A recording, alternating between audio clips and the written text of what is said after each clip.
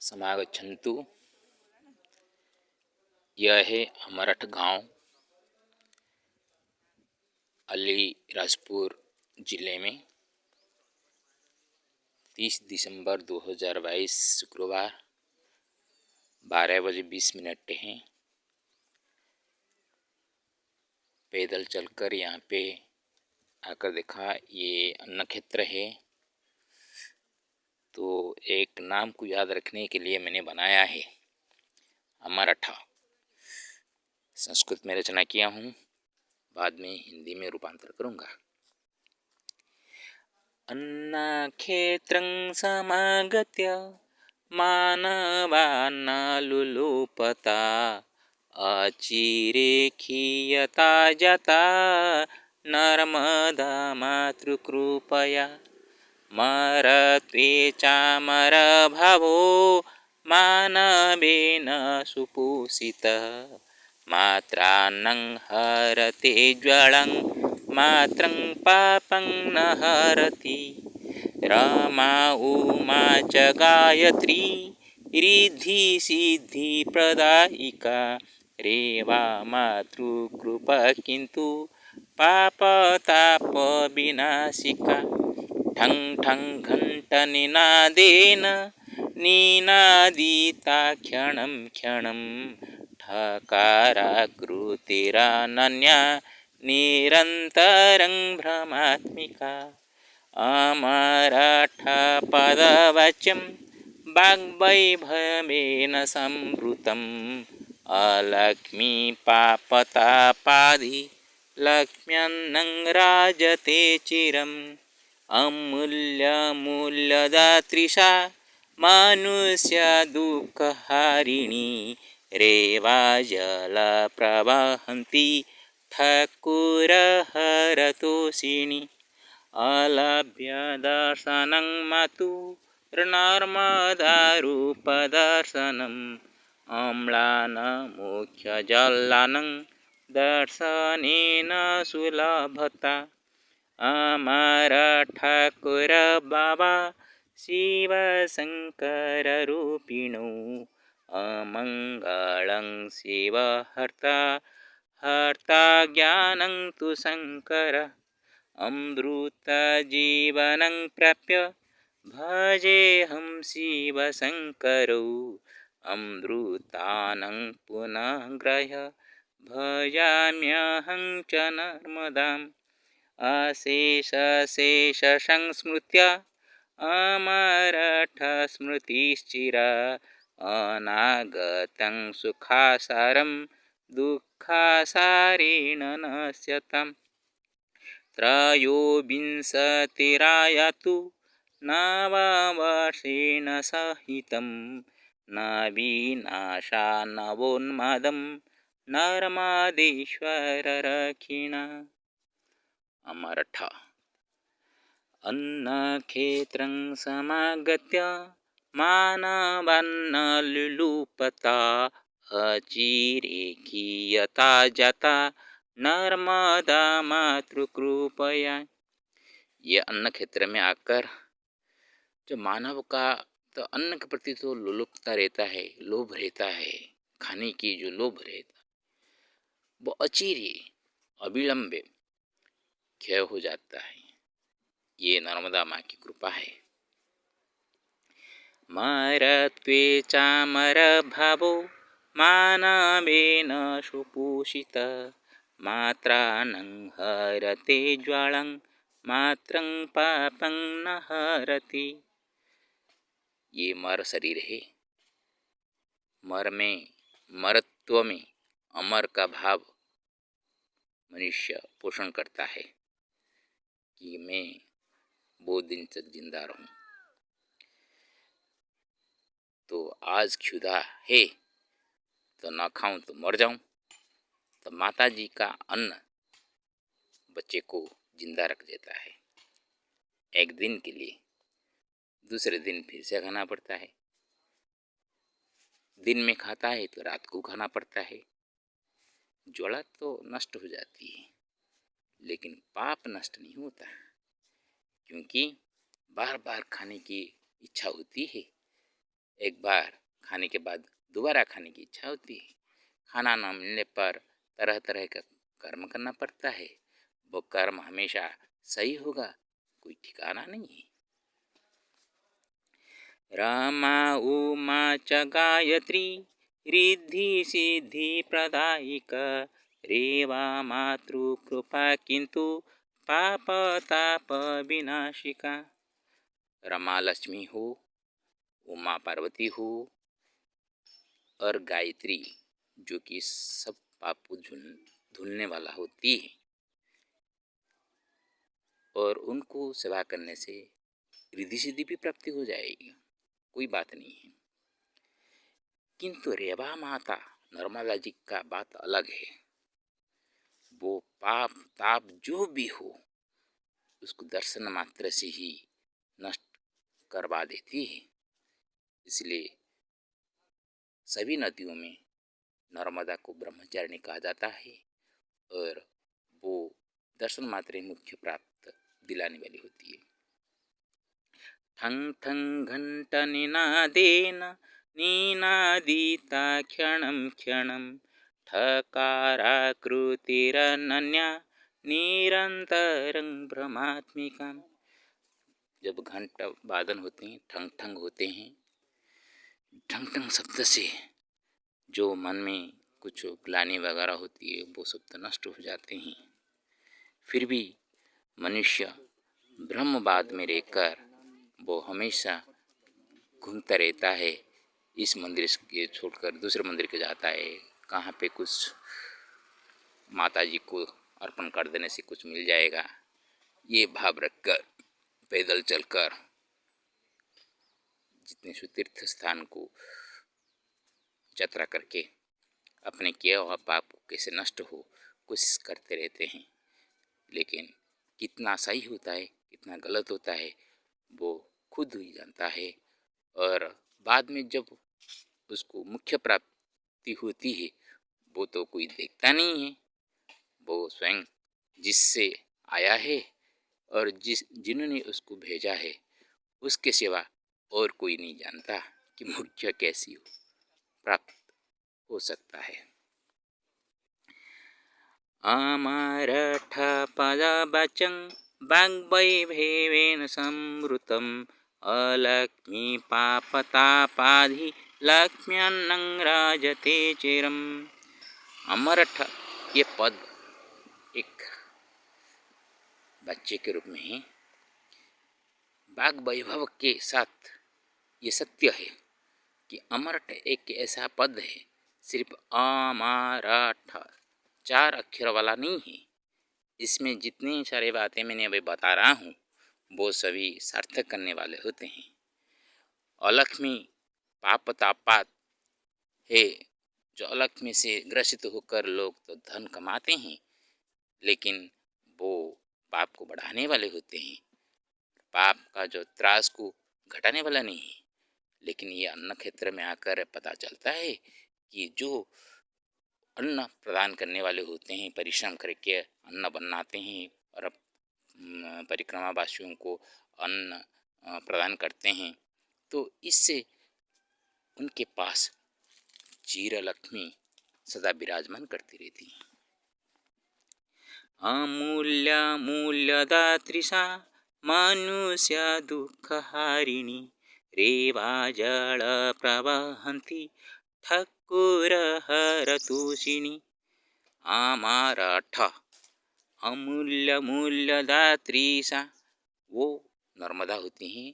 अमूल्य मूल्य, वो जो मूल हमको प्रदान करती हैं उसका कोई भी मूल्य आंकना ये मनुष्य के जीवा से परे हैं, जो कि मनुष्य का जो दुख को वो हरण करने वाली है। वो रेवा जल प्रवाहमान होकर ठक्कुर हर देवदा महादेव को वो दोष प्रदान करने वाली होती है, क्योंकि हर एक आत्मा शिवोहोम। गुरु शंकराचार्य ने कहा था अपने गुरु को,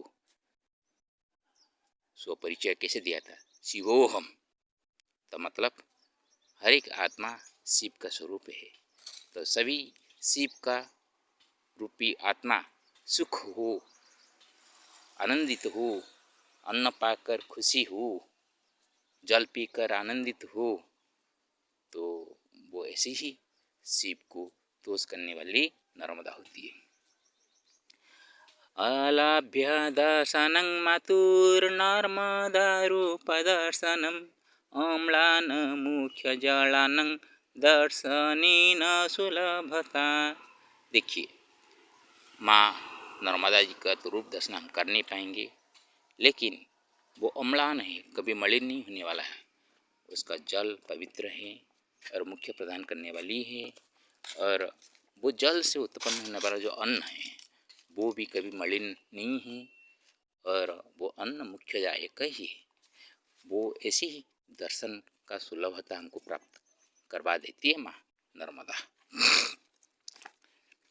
हमारा ठाकुर बाबा शिव शंकर रूपिणु अमंगलं शिव हर्ता हर्ता ज्ञानं तु शंकर। प्रवचन में सुना था, परसों बताया गया था, प्रवचकों ने, महोदय ने बताया था, शिव और शंकर के भेद बताया था। शिव जो अमंगल नाशक होते हैं, मंगल प्रदानकारी होते हैं, लेकिन शंकर वो है जो कि गुरु रूप में धरती पर आकर ज्ञान के माध्यम से, अम्लान ज्ञान माध्यम से मलिन अज्ञान को नाश करके कैसे मंगल प्राप्त हो सकता है, उसी का आधार रूप में वो गुरु रूप में मर्त्य में अवतार लिए थे। तो शिव और शंकर दोनों एक ही है, लेकिन एक गुरु है, एक शिष्य है। महादेव गुरु है, उनसे जात शंकर शिष्य है, और वो ही गुरु है, वो ही शिष्य है। और वो जिस ज्ञान को इस संसार में छोड़ के गए हैं, उसी ज्ञान को लेकर आज व्यवसाय कर रहे हैं। कोई शंकर का अनुयायी बताकर शिष्य बना रहा है, और उनसे सुभेद प्रभेद बनकर, भिन्न भिन्न तरह बनकर, सभी एक एक आखड़ा बनाकर गुरु शिष्य परंपरा चला रहे हैं। और शरीर के अंदर जितने सारे गंदगी है उसको तो सभी जानते हैं, आप उसको, महिला को साफ करो, यह बताने के लिए तो बात है ही। और मन का महिला कोई बोल दे और कोई उसको समझ ले, बड़ी बात है, लेकिन बोलना सुनना तो बात अलग है, काम में लगाना इतना सहज नहीं होता। जिसका मन महिला नहीं हो, लेकिन वो अपने स्वाधीन भाव से कुछ कर रहा हो, तो उसको क्या बोलते हैं, अरे फालतू में वो घूमता रहता है, खाना नहीं मिलता है, इसीलिए तरह तरह जगह में जाएगा तो खाना मिल जाएगा, वो आराम से खा के घूम रहा है। उससे क्या लाभ, लाभ क्या, नष्टि क्या, वो स्वयं जो संसार को छोड़े हैं वो ही जानते हैं। हम एक दूसरे को सिर्फ ईर्ष्यान्वित होकर और कुछ असूया मनोभाव से हम ताने मारते रहते हैं। जो गलत है वो तो गलत ही है, लेकिन उसका की हुई गलती को हम बार बार उसको ताने मारते हुए बोलेंगे, तो उससे बड़ा गलती और क्या हो सकती है, ये समझने की बात है। अमृत जीवनं प्राप्य भजेऽहं शिव शंकरो अमृतानं पुनः ग्राह्य भजाम्यहं च नर्मदाम्। ये तो जीवन मैंने अमृत जीवन पाया है, शिव शंकर को मैं इसीलिए प्रणाम करता हूँ।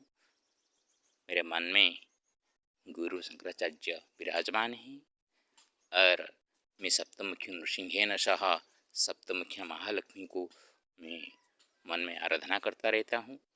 जब रामेश्वर में चल रहा था, रविवार के दिन ही, बुधवार के दिन मैंने रामेश्वर का दर्शन किया।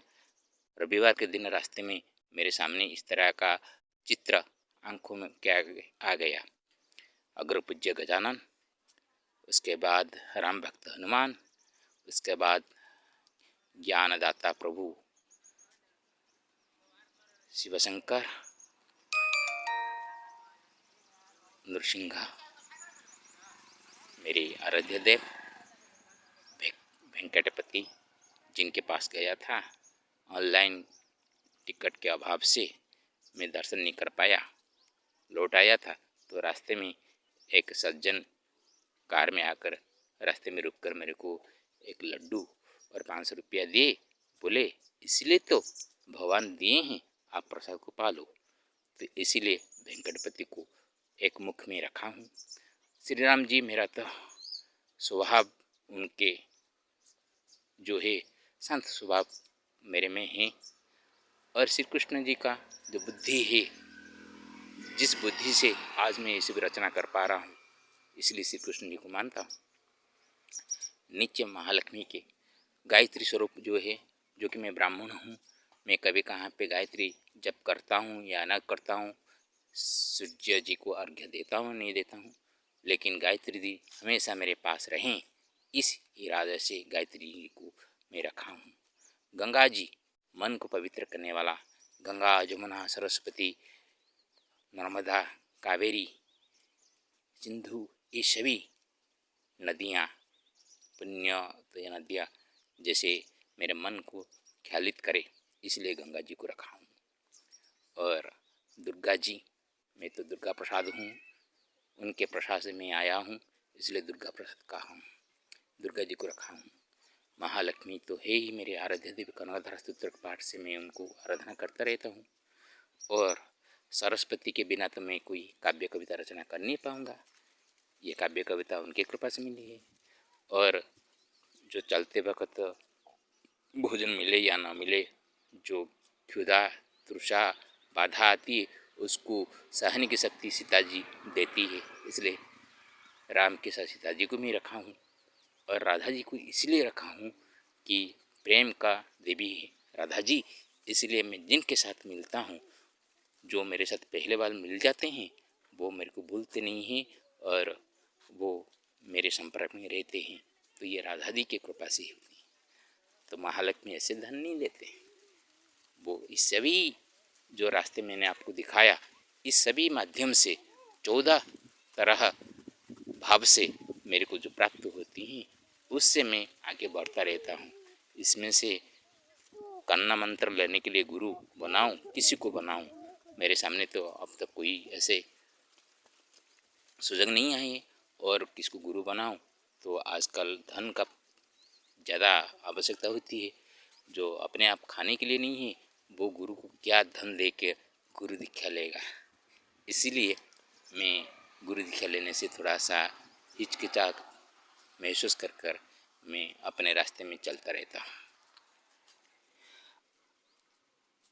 अशेष शेष संस्मृत्या अमरटा स्मृतिश्चिरा, अनागतं सुखासारं दुःखासारेण नश्यताम्।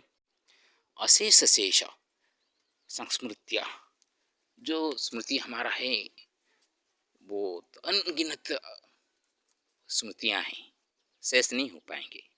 फिर भी एक साल के बाद दूसरे साल आते हैं तो एक साल का स्मृति उसी साथ तो रुक जाती है और दूसरे साल के लिए स्मृति तैयार होने लगती है।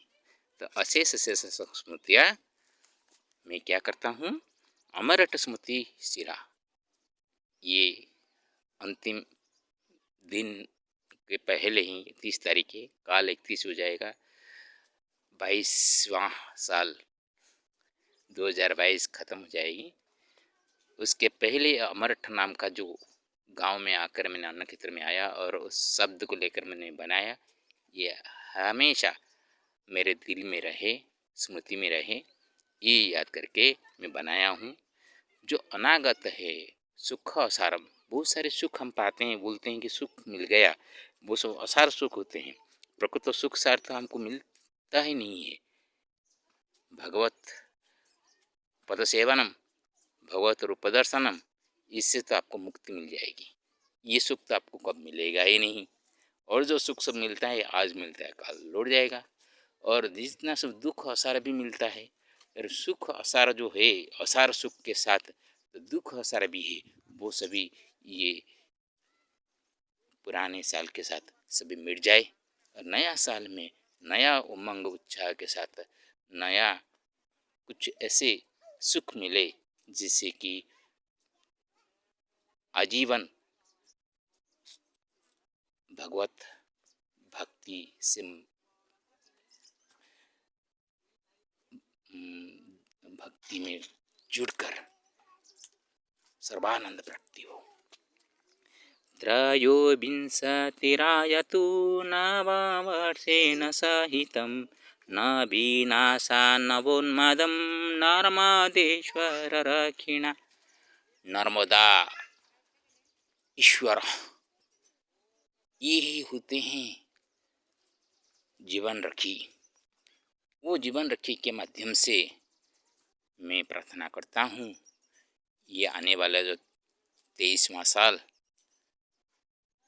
नूतन आशा और नूतन उन्माद कुछ करने का प्रबल इच्छा, जो कि दूसरों का मंगल हो, हित हो, विश्व का कल्याण करने जैसे चिंतन मन में आकर कुछ ऐसा काम आदमी करे जिससे कि अपने आप का भी भलाई हो और दूसरों का भी हित हो सके, कोरोना जैसे महामारी न फैले, इस आशा से इस प्रकार का मधुमय आशा से मैं ये रचना किया हूँ। आशा आप लोगों को अच्छा लगेगा। भगवान सबको मंगल करे। नववर्षस्य अनेकानेक शुभेच्छा। नववर्ष शुभमस्तु, कल्याणमस्तु। ओम नमः भगवते वासुदेवाय। ओम नमः भगवते वासुदेवाय। ओम नमः भगवते वासुदेवाय।